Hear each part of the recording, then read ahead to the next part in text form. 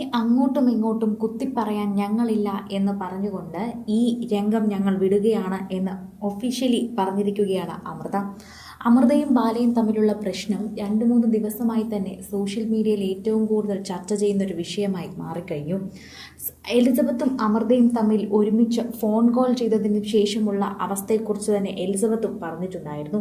അതുപോലെ അമൃതയുടെ സുഹൃത്തും പറഞ്ഞിട്ടുണ്ടായിരുന്നു. എലിസബത്തും അമൃതയും തമ്മിൽ ഒരു ഫോൺ കോൾ ഉണ്ടായിരുന്നതായി തന്നെ അമൃതയുടെ ഏറ്റവും അടുത്ത സുഹൃത്ത് പറയുന്നുണ്ട്. അതിൽ എലിസബത്ത് എല്ലാ കാര്യങ്ങളും അമൃതയുമായി തുറന്നു പറഞ്ഞിട്ടുണ്ട് എന്നാണ് പറയുന്നത്. അമൃതയ്ക്ക് അതുമായി മുന്നോട്ട് പോകാനോ നിയമ നടപടിയിലേക്ക് പോകാനോ സാധിക്കില്ല. അത് എലിസബത്തിന് മാത്രമാണ് സാധിക്കുക. ഒരു കാര്യം മാത്രമാണ് അമൃതയ്ക്ക് അറിയാവുന്നത്. അമൃതയെ എങ്ങനെയാണോ നോക്കിയത് അതുപോലെ തന്നെയാണ് എലിസബത്തിനെയും ബാല നോക്കിയത്. സഹിക്കാൻ വയ്യാതെയാണ് എലിസബത്ത് അവിടെ നിന്ന് പോയത്.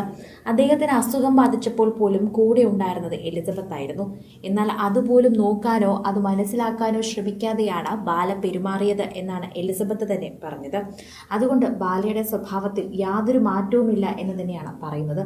പ്രേക്ഷകരെല്ലാവരും അതിനെക്കുറിച്ച് സംസാരിക്കുകയാണ്. ബാലയുടെ ഈ അവസ്ഥയ്ക്ക് കാരണം ബാല തന്നെയാണ്. ഇപ്പോൾ ബാലയെ ആരും നോക്കാനില്ല എന്നൊക്കെ പറഞ്ഞ് കരയുന്നുണ്ടെങ്കിൽ അതിൻ്റെ കാരണവും ബാല തന്നെയാണ്. അത് പറഞ്ഞേ മതിയാകൂ. അത് തന്നെയാണ് ഇപ്പോൾ സംഭവിച്ചുകൊണ്ടിരിക്കുന്നത്.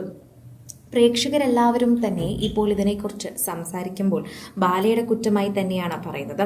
ബാലയ്ക്ക് ഇങ്ങനൊരു അവസ്ഥ ഉണ്ടായിട്ടുണ്ടെങ്കിൽ അത് ബാലയുടെ തന്നെ പ്രശ്നമാണ്, മറ്റൊരാളുടെ പ്രശ്നമായി കാണാൻ സാധിക്കില്ല. കാരണം ബാലയ്ക്ക് വേണ്ടത് അവിടെ ഒന്നും ചെയ്തിട്ടില്ല. ബാലയ്ക്ക് താല്പര്യമില്ലാത്തതുപോലെയും ബാലയ്ക്ക് ആവശ്യമുള്ള കാര്യങ്ങൾ മാത്രം അവരിൽ നിന്ന് പ്രതീക്ഷിച്ചാൽ ശരിയാകില്ലല്ലോ. അതാണ് ഇവിടെയും സംഭവിച്ചത്.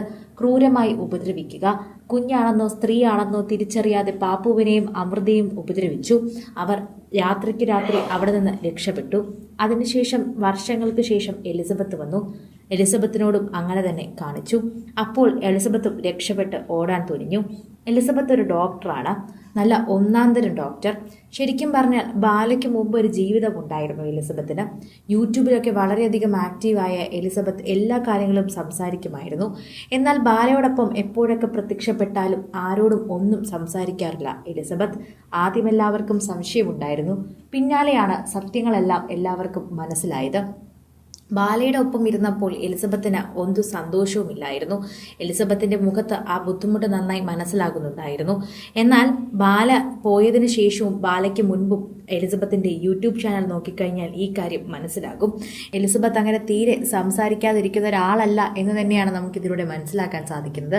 പക്ഷെ ബാല അങ്ങനെ എലിസബത്തിനെ ചിത്രീകരിച്ചതാണെന്നും എലിസബത്ത് ബാലയുമായി വിവാഹം കഴിച്ചതിന് ശേഷം യൂട്യൂബ് ചാനൽ ഒരു വീഡിയോ പോലും പങ്കുവയ്ക്കാതെ ഒളിച്ചിരിക്കുകയായിരുന്നു എന്നൊക്കെ പറയുന്നതാണ് സത്യം. ബാല ആവശ്യപ്പെടുമ്പോൾ മാത്രം തന്നെയാണ് ന്യൂസ് ചാനലിലും വീഡിയോകളിലുമെല്ലാം എലിസബത്ത് പ്രത്യക്ഷപ്പെട്ടുകൊണ്ടിരുന്നത്. കൂടുതൽ സിനിമ, സീരിയൽ, ചാനൽ വാർത്തകൾക്കും നിങ്ങളുടെ പ്രിയപ്പെട്ട താരങ്ങളുടെ എക്സ്ക്ലൂസീവ് അഭിമുഖങ്ങൾക്കുമായി സബ്സ്ക്രൈബ് ചെയ്യാൻ മറക്കല്ലേ.